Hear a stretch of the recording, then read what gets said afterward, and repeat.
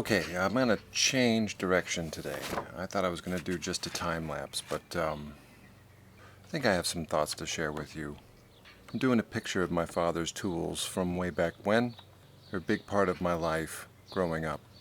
I agree that the number one difference between making a piece of music and making a painting is that music is just all about emotion.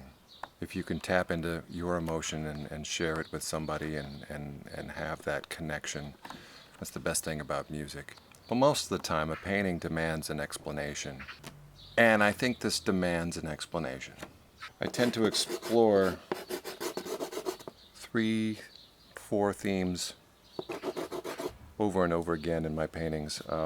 The sea, grew up around it. Dandelions, love dandelions. And snails. It's just weird stuff. I've had this thing about my father's tools for a long time.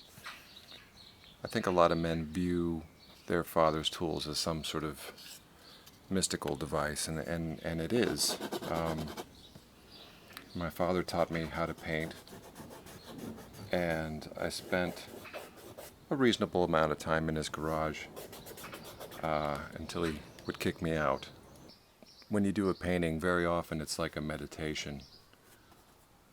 Your mind just wanders, and then you have to bring it back into focus, and then it wanders again. But very often that kind of wandering can give you some good insight. On any stage, they mop up the floor before the show, so the floor looks spotless. But after, you can see a recording of movement. You can see when they twirl and when they run across the stage, or when somebody's stamping their foot in the same place. Drawings are the same way.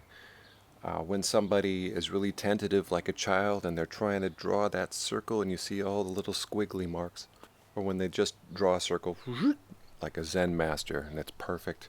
The thing that makes Jackson Pollock so amazing is not because he took away all shapes and representation. That's cool. However, you can see a recording of his movement like a dancer. Sometimes he drips very slowly, sometimes there's really quick strokes. You can even see when he dropped a cigarette and burned a hole in the canvas. This is what I see when I look at my dad's tools. I can see the use he's done through his rough hands by using those tools over and over again, and how he polished them. When he was absent-mindedly using a screwdriver like a hammer, or when he left them out in the rain. And you could see a whole history. And this is also why I've been leaving parts of my underdrawing visible in my paintings. I think the idea of seeing the recording of his movement through his tools is really fascinating.